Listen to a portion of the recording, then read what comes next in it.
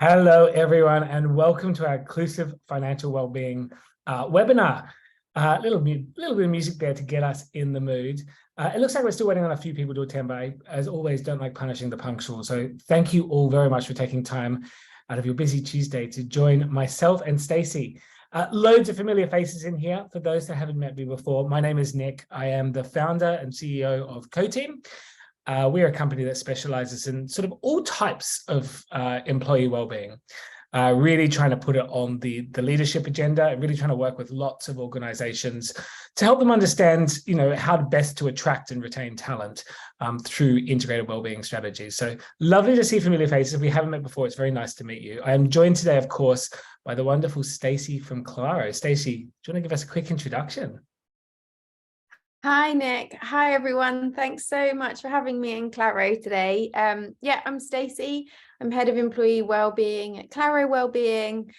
14 years experience in investment banking and asset management, then going self-employed as a financial coach, and Claro found me at the beginning of 2021. So I'm a trainee psychotherapist on the side too. So very interested in the relationship between money and wellbeing. Brilliant. Thanks for being with us, Stacey. And we've got some great questions that people have submitted, specifically some ones that I think you and I discussed we haven't seen submitted in sessions like this before. They do get a little bit more into that sort of into the emotional or the psychoanalytical side of financial well-being. So we're going to look at those in just a moment.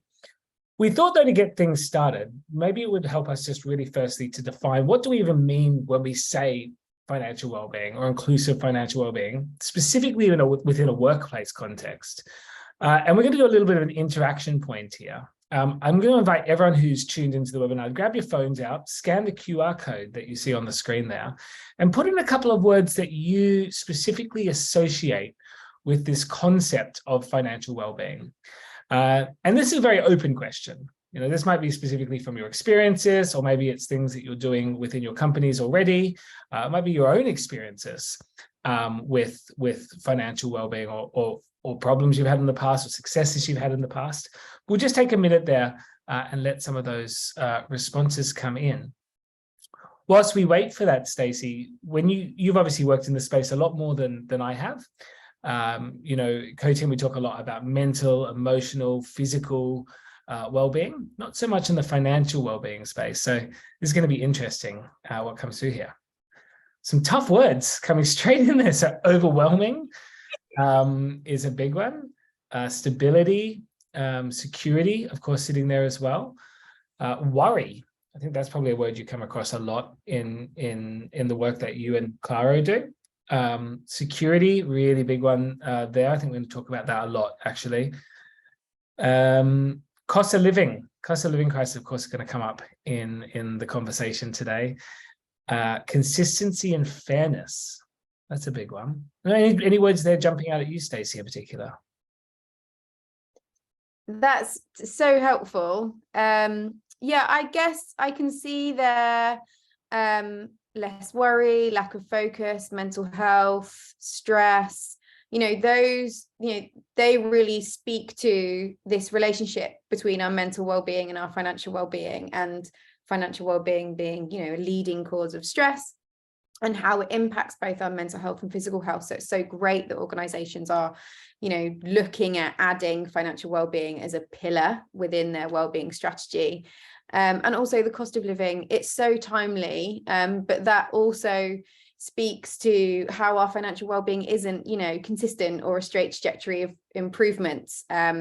Things happen externally that can knock our financial well-being for various reasons. And so it's perhaps not something that we attain to achieving. It's something that constantly needs, taking care of and nurturing and responding to. So yeah, some really, really interesting words on there. Thank you for sharing that with us, and probably just puts us in the right place to start the conversation. I've asked Stacey actually to put together just a little bit of just a few slides here, just to talk a little bit around sort of what financial well-being is. I think it helps to get us all on the same page for that, and also importantly, some of the impacts that maybe not looking after employees' financial well-being can actually have on the organization. And then we're going to get into some questions and, of course, the live Q&A. So, Stacey, do you want to kick this off? Tell us a little bit about, start at the basics. What is financial wellbeing? Sure. So, financial well-being is one of those concepts that sounds really cool, that's emerging in the financial world, like financial independence, financial confidence, but it can be difficult to kind of translate that from an aspiration to something that we can really track and measure and know what it means in our own life. So that's why I really like this definition on the screen, because it kind of allows you to do that. So it's a state of being reflecting a person's ability to meet current and ongoing financial obligations, feel secure in their financial future, and make choices that allow enjoyment of life. So it's about being both secure and having freedom of choice in the present and in the future. So I love putting it into, this little matrix on screen where, if your financial well-being is suffering, you can say, okay, what is it that's keeping me up at night? Is it that because of the cost of living crisis, I'm not able to feel secure in the present? I'm not able to get through the month before the next paycheck comes? Or is it that I've had to make, significant sacrifices in saving for some of my future goals, be that, a big family holiday or a personal development course you want to pay for? And you're grieving the loss of being able to work towards that goal. So this is really helpful because you can say, okay, which area do I want to focus on? What goal can I set to improve my financial well-being in that area and therefore improve my overall well-being? It would also be a really useful question for the HR people on the call. Like, could you share this quadrant with your teams through some sort of anonymous survey and say, hey, which one of these four are you most worried about, or that's causing you the most stress or concern at the moment? And then that would be, indicative perhaps of where you might target support or what type of financial well-being you would want to offer. And of course, I was going to say, on the flip side of this, to not do anything about this has some pretty significant impacts. Can you talk us a little bit through some of these numbers? Scary numbers. Yeah, sure. So Claro did some national research, and we have found that money is the greatest source of worry for employees, and the cost of living is only exacerbating that problem. Not perhaps a surprising statement, but like the sum of the statistics were perhaps higher than you might expect. So we found that 50%, 1 in 2 of employees are worried about their financial situation. Employees are twice as likely to be worried about money than their health. And 19% of employees will leave their job if the cost of living crisis worsens in the next 12 months. So, it's really impacting the individuals that are working for your organization. And unsurprisingly, that has knock-on effects for the employers. So if you go to the next slide, please, Nick. So in the workplace, this might present itself, through presenteeism and absenteeism, impact on performance, engagement and productivity, and ultimately retention. So we found that 5 days are lost per employee per year by them spending time on their finances at work. Now that might be, carrying out financial tasks, speaking about money at work, just the stress and not being able to focus, or having to leave early because they want to save what they're paying on childcare, whatever it might be. 67%, so 2 out of 3 of employees are aware of or willing to admit that their money worries impact their work performance. 59% of employees say money worries make them less productive when they are at work. And employees are 2.2 times more likely to leave their role for a new job due to anxiety that they have around their finances. So it's a lead reason that people leave their job.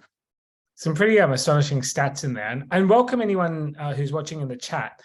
Anything in there really jump out at you as particularly alarming, or maybe something that you're recognizing in your team or in your workplace at the moment? The one that really like sticks in my mind is that retention stat there, the 2.2 times are more likely to leave a job if they're anxious about their finances. And certainly if you think about the cost of, recruiting new talent into a business, and it's got a pretty significant impact on the bottom line, particularly for having to replace people that may have been very good at their job, but this anxiety's become overwhelming. Let's turn on his head though a little bit and talk maybe about some of the more positives, Stacey. So yeah, okay, I like it. So that's the problem that we're trying to solve, but the potential benefits of improving financial well-being for individuals can be huge. So this slide summarizes various data points for what the potential benefits can be for individuals receiving professional, relevant, expert financial support, both in terms of ultimately their wealth and also their well-being. So from a wealth perspective, this might look like a better pension in terms of overall pot, as well as ongoing retirement income, as well as increased other savings and investments. And equally, from a well-being perspective, people feel more financially confident, they make better financial decisions, they feel more financially secure, less stressed, better educated, and have higher financial resilience to kind of ride through these periods like the cost of living crisis. So, Claro's absolutely found this through the coaching and support that we've offered employees. But it can have a really huge impact. What was I going to say for my last point? But if you move on to the next slide, Nick, it might come back to me. No problem. Again, this impact on the individual has that knock-on ripple effect for the employers as well. So the positive impacts on employers might look like a reduction in their absenteeism and presenteeism and in the number of sick days people are taking due to financial stress or knock-on mental health stress. Improved performance, productivity, and engagement. It can also be something that really attracts and retains great talent. If you're already paying, good market rate salaries, if you've got, a great brand in the market, but in a very competitive space, offering financial well-being can move the needle or put you slightly ahead of other offers that great talent might have. We also see an increase in uptake of other workplace pension and benefits if through your financial well-being education, people are better informed and feel more confident to look at and understand the positive impacts of contributing to their pension, other benefits that the employer is offering. They are, that has a ripple effect of not only the financial well-being support that they're getting, but increased benefits and value from the rest of the benefits package that you offer. So therefore optimizing their overall employment package. And that's time saving for HR management and leadership from having, repetitive conversations to keep talking about, you should use these benefits, guys. If people have, and girls, if people have like financial education awareness themselves, they're more likely to understand those things themselves and be more proactive in making the most of those. And market leading inclusive culture. Next slide, please. But if, all of that wasn't enough in terms of the positive benefits on the individual and the employer, this is actually something that employees are asking for. So we have found that more than 80% of employees believe the availability of financial wellbeing initiatives will increase their satisfaction at work. And when we asked employees what benefits they would want their employer to offer, financial wellbeing came out on top. I promise we didn't fix it. We were very pleasantly surprised, but above, mental health support and other common benefits. So it's something that they want and that they're asking for now, which is great. Brilliant. And very topical, like you said, very timely for us to be running a session like this. A few people have pointed out to me the chat has become disabled. It is a very busy session that we have today. But we, as part of your registration, we did ask you to submit some questions to really get into some of the practical things that you could potentially take directly back into the HR department or into your team to start this conversation around financial well-being. And we had some brilliant questions submitted through this. We tried to aggregate them a bit. So we're going to go through some of the questions that really jumped out at Stacey and I. But we are running a live Q&A at the same time. We're actually going to do this. You can see the QR code there on the screen. So if you scan that, it's the same one as before. You'll see, it should prompt you that you can submit a question. And we're going to pick those up towards the end of the session. It's completely anonymous. So you can put a question in there. No one knows who's asked it, as opposed to using the Q&A function in Zoom. We figured that we might get some more juicy questions by doing it in an anonymous way. But let's look at some of the ones that we had submitted pre the session. That QR code is going to stay at the top left of the screen for the rest of the session. So if you do at any point want to ask a question, please just scan that and pop it in there. This first question that came in, I think this is one that took me by surprise because it's something that I certainly have felt a lot in my career as well. I think it's quite brave for someone to ask this. But really getting into the sort of the psychological side of things. And the question was like, why do I feel guilty when I make money? And that's a big question to ask, Stacey. What's your take on that? Yeah, I mean, like you say, it's a really brave question to ask, especially in the workplace where, you know, someone might worry like, oh, if I talk about the guilt I feel around money, maybe my employer won't want to give me more money. And so it was really pleasantly like surprised to see it and really happy to talk about it. It's a very common thing that people feel guilt around making money or earning more than somebody else. So it's, you know, yeah, it's very common. But the reasons we each get to that point of feeling guilty are very personal and likely, you know, rooted and formed in our childhood. So if I was speaking directly to the person who asked this question, I would like encourage them to explore probably a combination of very personal experiences that they've been through that have got them to feeling guilty. So that might be things like how money was earned and managed in your home. And subconsciously, perhaps if a parent, let's say, felt guilty about sacrificing family time for their job when you were young, and you're now being reminded of that guilt in some way. Or perhaps you went to a school with children and friends whose, you know, families didn't have as much as yours, and that inequality felt uncomfortable for you. Or, you know, perhaps through societies, culture, countries, languages that you kind of associate with, you've absorbed beliefs in some way on, you know, the types of jobs or skills that are deserving or less deserving of a good wage. A few examples there, but there are lots of like potential reasons why that might be. So building that self-awareness around where that guilt is coming from for you is, you know, one of the instigators to change. So it's useful. It might be an outdated story that you uncover. So now you can ask yourself, is that helpful to me that I'm feeling guilty about money now, or is that unhelpful to me? Because guilt can also impact the way you manage money. So one thing we often see, especially with high earners, if they feel guilt about earning money, they get rid of it quickly. They spend it quickly because they're trying to get rid of that guilt at the same time. So actually that guilt is probably translating in some way to poor financial habits that you want to change. So by addressing that guilt, you're also going to be unlocking options for how else you might want to manage your money that can then go on to make you feel proud about earning money because of the way that you're choosing to spend and save and manage it. But really, really interesting question. Yeah, some really good advice there as well, Stacey. Really just trying to identify it yourself in terms of maybe it's going to be different for different people. And even as you were talking, it got me thinking a little bit about myself in my career as well, and some of the money conversations I've had in the past, and how potentially that guilt has really influenced it in a negative way. And I think, you know, we're fortunate, I think, in a post-pandemic, post-COVID world where people have reassessed maybe what's important to them in their lives and understand maybe the role of money a little bit more now.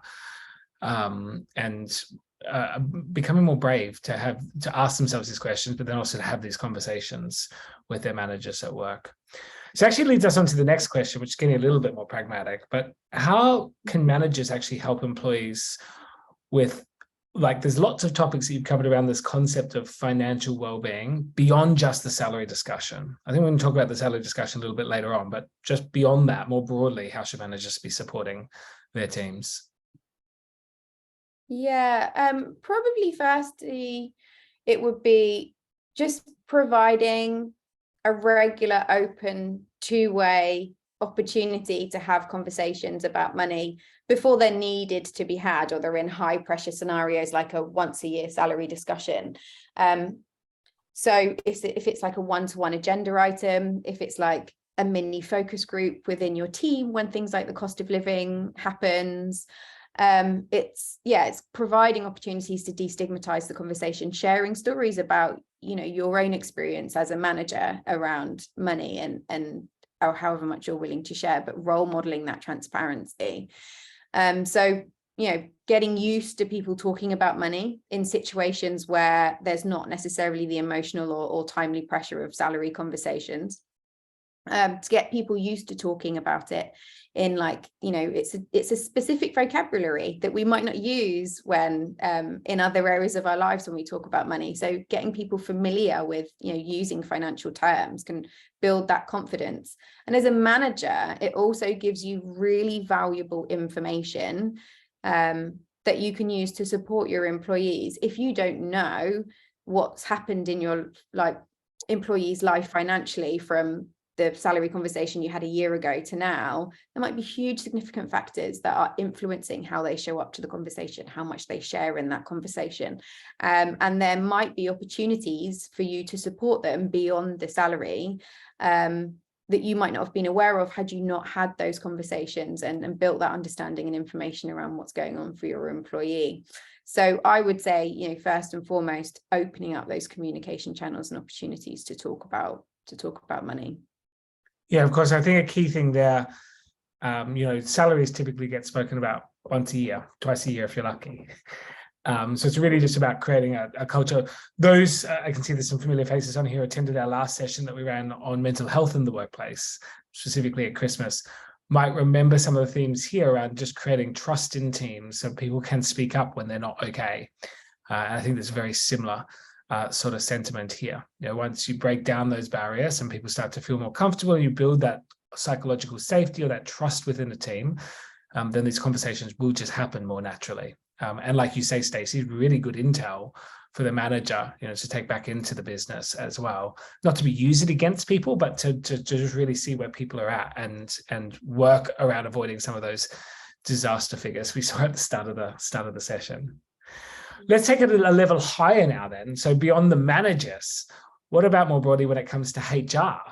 And particularly HR teams who we've got a lot of sort of HR leaders on this call, but thinking about, well, how do we support this across the organization so that there is some sort of systematic or some sort of standardization of this? Any advice that you give to the HR people? Yeah, totally. I mean, the key word in this question is obviously inclusivity. So it's demonstrating that you're doing what you can to make your financial wellbeing strategy accessible to people. So if you have teams, for example, that are shift work or aren't in front of a laptop during working hours, how do they get access to live sessions that you've hosted? Are they available on demand that they can watch back in their own time? Is it accessible on their mobile? If you're across countries, is it accessible in all languages? And is it relevant financial well-being? So if you're hosting sessions through your pension provider about why you're not saving enough for a pension and how much you need to have in your pension pot, that might completely go over the head of employees who are just struggling to get by every month because their headspace is just on how they're going to pay their bills and put food on the table. So it's, building that intel again of your employee groups, of how they're working, what financial stress they're really facing, what their short-term needs are that you are going to need to address to give them the capacity to think more longer term about their financial well-being too. So it's providing the right information in, you know, a language and, you know, communication and vocabulary that they understand and that's engaging for them, in a way that they have access to. Yeah, brilliant. I think that inclusive word is super important here as well. You mentioned people who are on part-time or maybe not coming into the head office, that you need to sort of have a strategy in place, and tools and resources available to them as well, because in their case it might even be a more heightened sort of anxiety that comes from some of these things. And of course, when we're anxious, we typically go into fight or flight mode, and it makes it very difficult for us to actually do our jobs properly. We have quite a specific example of this at Claro. So we host something called Finance Fridays, and they are working sessions where, as a team, we can all log on to Zoom onto a virtual meeting, and we say at the start of the meeting what we want to get done, like a financial task we keep putting off, like, updating our budget or cancelling that subscription or researching different internet providers, whatever it might be. And then we all go on mute, go and get our task done, and then come back and celebrate our wins. We have a digital platform to support that, but that's in essence what the session's there for. We've got 3 people in our team who don't work on Fridays, and we called them Finance Fridays because they sound really nice and we host them on Fridays. But that's excluding 3 people. So now we call them workshops, and we obviously offer to host them on different days. And we have to lose the catchy title, but that's super important because, we want it to be inclusive. That's a very pragmatic example of that.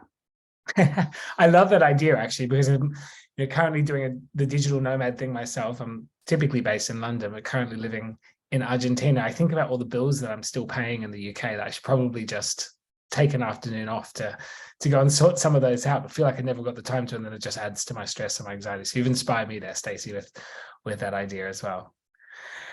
There are, of course, lots of things that a company can control internally, but there are lots of external factors, of course, that are way outside of a company's control. And the obvious one for me that jumps in here, of course, in the UK, for those who are joining us from the UK, is the cost of living crisis. These things that are skyrocketing at the moment. But there's also lots of other things in the calendar, money awareness weeks and specific milestone days, around holidays and that type of thing. So there are many external factors. Do you think it's the responsibility of a company to adapt to these? And if so, how would you suggest that they do that? Yeah, interesting. I think there are some external factors that can be an opportunity for organizations, like Debt Awareness Week in March, Talk Money Week in November. There are various others. Claro has a financial calculator, financial wellbeing calendar, that we can share with people to make them aware of those dates. But those are opportune moments to have some of these conversations, to prompt people to talk about money and to build that awareness of your own employee group.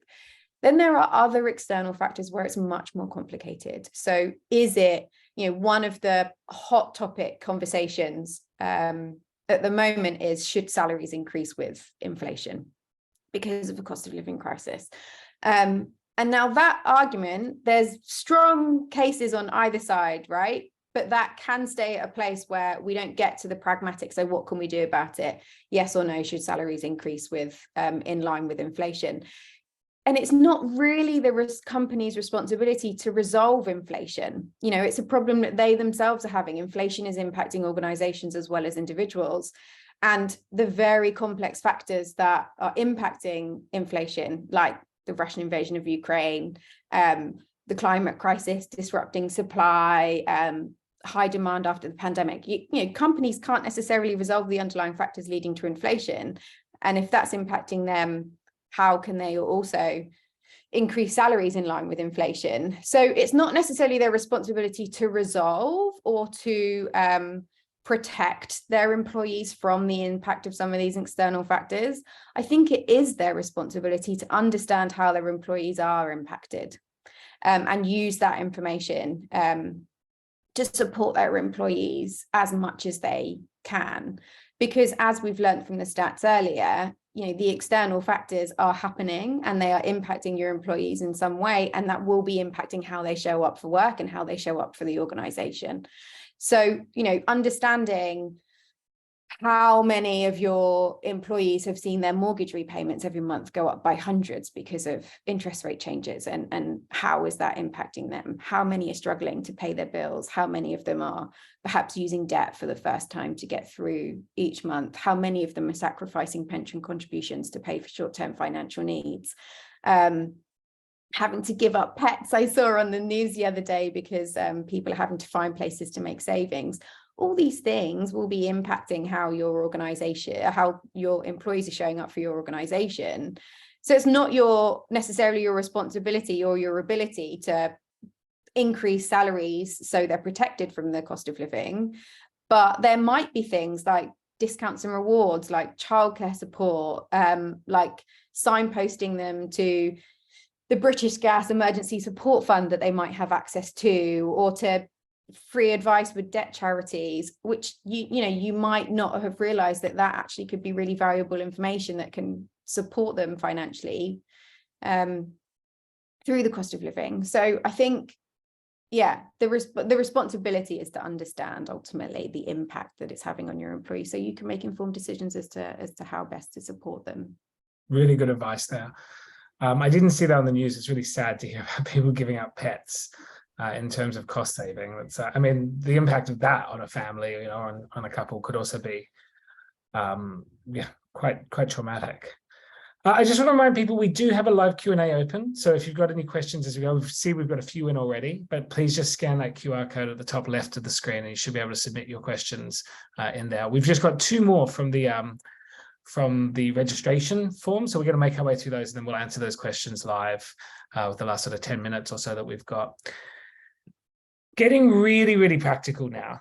There are probably people on this call who think, our business is already stretched, trying to create a business case to implement financial wellbeing tools or put this on our agenda is just going to cost more money or take more time and more resource. If we've only got limited funds as a business to dedicate into this topic of financial wellbeing, how can you make sure, I think to your point earlier also, Stacey, I'm making sure that it's not a one size fits all, but we also need to look into the corners of the business, maybe where people are even more vulnerable because they are working part-time or they're not coming to the office. How can we roll out some type of financial wellbeing strategy on a more limited budget? Yeah, totally. On the budget point, you might be assuming that it's more costly to implement financial wellbeing support than it might be. So there's lots of free things that you can do, like signposting resources, like spreadsheets amongst employees, like sharing ideas with each other, how they can save money, or discount vouchers that they have to food subscription boxes, or, leveraging the financial education and tips that already exist in your organization. Or even like, a financial education book club of some kind. There's lots of very free and very useful things that you can do through in the workplace, encouraging people to use showers that you provide in the office, or charging their devices at work, whatever it might be.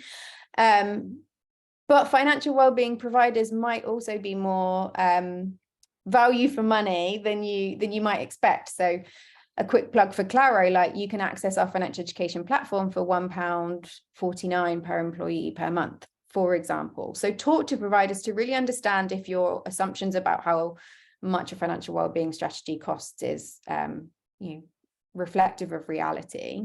And then also think about the costs of you not doing anything. So like we shared earlier in the session, if you're losing people because of the cost of living crisis, the recruitment costs of replacing them, for example, or the financial impact of people being less productive or performing less than their optimum, and the knock-on impact that has. So think, is the cost of a financial wellbeing, think about more than cost, think about return on investment and the opportunity cost of not doing it. And then when it comes to, across a diverse workforce, reviewing what you already have might be a good place to start. So I think the next slide, Nick, is like a map of like this evolution of financial wellbeing products and services that we put together. So it might be, let's say, travel benefits and company cars might be something that traditionally an organization has offered. I used to get kind of my travel paid for to commute to London, but now many of your workforce might no longer be working in the office and they might be at home. That might be a redundant benefit now that you could perhaps channel those funds or resources supporting that benefit into a new one, which is more appropriate or in line with what your employees and your workforce might now need, or increasing childcare support, or having a look at being aware of what financial wellbeing products and services are on offer. They are very diverse, as this page shows. And thinking about, okay, maybe it's just a case of me picking and choosing one or two, or us picking and choosing one and two that are most in line with what our employees need right now. Some of them you can access or set up for free. Some of them the employer pays and the employee, or just subsidizes and the employee contributes towards some of it. So having a look and building your understanding of what's out there, and aligning what you ultimately choose with what your employees really need. That should kind of inform ultimately what products and services feel right for your organization. Sounds like even just starting with some discovery work is probably a good place. So going out and talking to people and asking them, what benefits are you not using, or running sort of surveys across different teams or across the organization could actually uncover loads of opportunity here. Our last question from pre-registration that came in, and this is one that sort of resonates quite a lot with me, in terms of that mindset shift that I think needs to happen. I've been working in the sort of the leadership space for over 10 years now, really helping many different sort of leadership teams become more accustomed to dealing with ambiguity and to making quick decisions, and trying to remove bureaucracy, and to not be scared of failure, and to just sort of try things out. And this question that came in, this idea of, what are the leadership mindset shifts that need to happen to ensure that we're enabling these conversations to happen in the workplace, to ensure that people, that we are creating that inclusive culture that we talk about critically. And there are many things out there. Of course, when we talk about well-being as a big bucket, there's many different facets to that. There's emotional, physical, mental, financial well-being, and for me, I think all of those really come under the same sort of set of leadership values, and it comes back to what I said earlier about creating a culture of trust, building psychological safety in individual teams, but also within the culture of an organization, where people can say, it's okay to say that you're not okay, or that you can turn to a peer and perhaps have a conversation about, the fact that you hadn't slept well the night before, or that you're having these specific issues in your life that maybe are impacting you, or that a manager can spot the signs of burnout, or when someone is struggling from anxiety around finances. And I think there's a lot that really comes into that. That's not even specifically related just to the topic of financial well-being that we're talking about today, but just well-being in general. And I think the facets of modern management, I talk about this a lot, are around sort of vulnerability, leading by example, around creating a workplace where empathy is valued across all different teams and from managers down. From sort of level setting, and that the shift of what a manager is, I think is really critical here as well. And to do a very quick plug for some of Coteam services, we do run a short form program. It's called our Inclusive Wellbeing Mini Labs. It runs over 2 weeks. The idea here is you can get 100 people into a virtual session together over a series of workshops. First workshop really looking at yourselves and your personal drivers, so looking inwards focus. Second workshop really about facilitating those conversations with your peers, to talk about some different triggers or some different things that are important to you. It's looking outwards, developing that sort of empathy, starting to build that trust. And then the third workshop there really about sort of action planning, creating a little bit of a charter for how you'll support one another to achieve specific individual and team goals. So if that's something that you're interested in doing, you think, just generally as an organization, we're not really looking after, we need something to kickstart the wellbeing initiatives, financial, but also the others. Just this is a program that we run. Is there anything you wanted to top up on that specific question, Stacey? Anything in your experience with Claro around leadership values or? I mean, like perhaps leadership, like really being champions of the financial well-being strategy. And if they have, personal stories that they're willing to share, that can be really valuable for other people to see that the importance that leadership get the impact that this can have on individuals in the organization, and that, they believe that there's something that they can do to support and they're behind doing that. So yeah, brilliant. Awesome. That brings us to the end of the sort of the pre-formulated questions, but we do have a few that have been submitted throughout the session. So we're going to pick these off. If you do want to enter one now, if you go to menti.com and you enter the code, you can see there at the top of the screen, you'll be able to submit those questions live. We've got 3 here that we're going to go through quickly.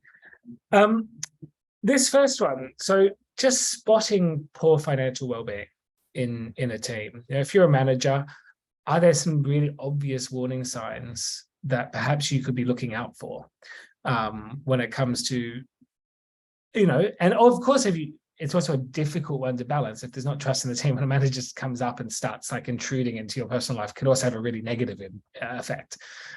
So Stacey, from your perspective, again, working much more regularly in this space, are there common warning signs, and what should, I guess, a manager do if they're spotting those warning signs? Yeah, I mean, so I would say any of the signs that you look at with poor mental health as well.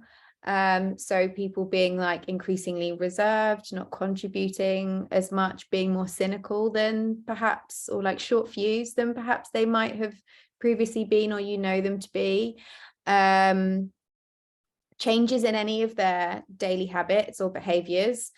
It might be a very good thing that they're bringing lunch in to work every day and to use the microwave and work every day. They might just be like developing a new good financial habit, or there might be an underlying stress that's causing them to do that. So any changes in their routines or like contributions and demeanors, it might be a financial reason. I would also say really engage the cynics, because it is a topic that a lot of people still struggle to talk about and be open and honest about in the workplace. That takes time, like you say, Nick, to build that trust and to build that culture.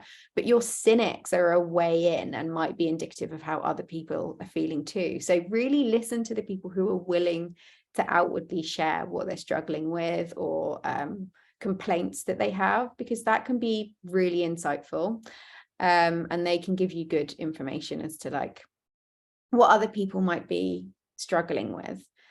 And so demonstrating that if people are openly talking about or sharing like complaints or concerns that they have, role modeling to other people who might not be ready or confident enough to share those concerns, that you're listening and responding to that, can hopefully encourage them over time to do the same. Brilliant. Second question here, any specific activities or resources that you'd recommend companies offer to support financial wellbeing? Obviously, you spoke a lot around some of the Claro products before, but anything else, specific websites or YouTube channels, anything like that you think this is an easy win? Like, go and share this. I know the matrix you shared earlier on was also a really great one, but anything else you've come across, Stacey? A starting point is Money Helper. So it's like the money saving expert, or the Martin Lewis equivalent, that's actually backed by the government. So it's a reliable, credible resource. This is UK specific, by the way, but they cover most financial topics and have really good resources. So I would always suggest that as a starting point. Connected to the previous question, and what was on the slide, which is perhaps worth highlighting now, is Claro has a course for financial first aiders. So very much like mental health first aiders, there are, a number of employees that can come on a 2-day course with us, and we go through how to identify signs of financial distress or financial concern. And provide those financial first aiders with a toolkit of credible resources and places that you can signpost your employees to if they are having particular financial challenges they need support with. And they can be a great conduit and a great champion for sharing financial concerns and needs with HR, through championing products and services and solutions that HR are trying to implement, guinea pig and test those before they implement them more widely. So financial and kind of managing that calendar of opportune moments throughout the year for when to remind people of what resources or support you have available around certain times of the year, when to speak or more about your financial wellbeing strategy or campaigns that are already happening in the organization, perhaps a DE&I campaign or a mental health campaign, and how we can attach and kind of add financial wellbeing to bolster that campaign and promote financial wellbeing as well. So, and getting our financial first aiders through their training to think about opportune moments when the organization can leverage that. So a couple, money helper and thinking about financial first aiders. Brilliant, thank you. And our final question that's come through is, it's often said that money is a short-term motivator. Do you think that perception is still true? Do you think, I've got a take on this, but I'd love to hear yours, Stacey. It's often said that money is a short-term motivator. Think it's like, as always, it depends and it's contextual, right, on what we're experiencing as individuals and what we're experiencing as a community and as a society. So I think right now it is like a short-term motivator for many because of the impact of the cost of living crisis. And until financial well-being evolves and matures in the workplace, we often think salary is, the only or the main solution that employers have, which feels quite short-term. If I don't get a good bonus this year or the salary that increase that I want, then I'm going to look elsewhere.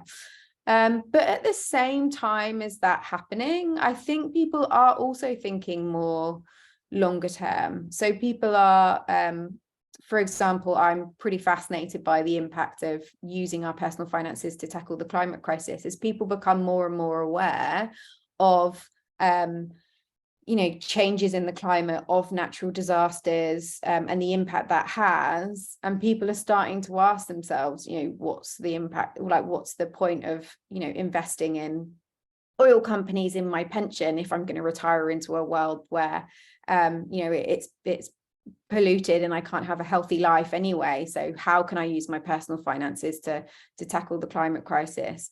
Or, when you become a parent, for example, you suddenly think a lot more longer term about money because you're wanting to use those resources to support your children's future for the next 10, 20, 30 years. So individual experiences we go through too can really impact it. And there's also a really interesting cultural point here. So there's a great TED talk that demonstrates some research, global research that was done, where the language that we speak impacts how much money we save. So if you speak a language where you don't have a future tense, so you would say it rained tomorrow instead of it will rain tomorrow, those countries save on average more money. And the hypothesis is that it's because they don't differentiate so much between their current self and their future self. So if you are in an HR team that has a global company or that has people from different nationalities and languages and cultures working together, it's really interesting to pose this sort of statement or this sort of money belief to a diverse group of people and a cultural mix of people, because it helps us to understand, is this really a story? Does this have to be a truth for me? Is this something that I've kind of picked up from the experiences and cultures that I've grown up in? And does that have to be the case? So it helps us build our own self-awareness around our money beliefs when we have those conversations with other people. So whoever asked that question, like that's that's really interesting. Great. Thank you for asking that. What a great answer, actually. I was just going to top up on the fact that, you know, there are many other motivators in the workplace. Of course, you know, around autonomy, you know, mastery, learning on the job, having a sense of purpose, being connected to your team or to your work, feeling like work has impact. You know, there are lots of other things out there. But at the end of the day, for you to enable those, you need to almost take the money conversation off the table a little bit. You need to pay people correctly. And I think, you know, working with some of the tools that you offer or some of the work that we've done in the space, there's lots of opportunity out there to hopefully really improve this for your teams. Stacey, thank you so much for your time. This has been really informative conversation. Like I said, we don't typically at Coteam look at financial wellbeing, but we know that many of our clients have asked questions about it. Even though we look at many of the other facets of wellbeing, but I certainly have loads of sort of advice and practical takeaways. Is there anything you wanted to close the session out by saying? Any final words?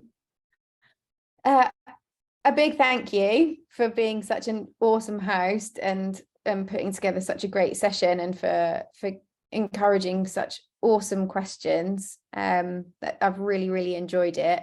Yeah, just echoing one of your main points, Nick, that you always come back to, just being really pragmatic and not letting cost or culture necessarily get in the way of trying very like small, realistic, practical things in day-to-day working life, that you can start to gain information and intel on what your employees really need financially right now, how it might be impacting them, and testing like very small ways that you can support them with their financial well-being and building from there. Yeah, brilliant. Like we often say, done is better than perfect. Just go out and start doing it and learn along the way.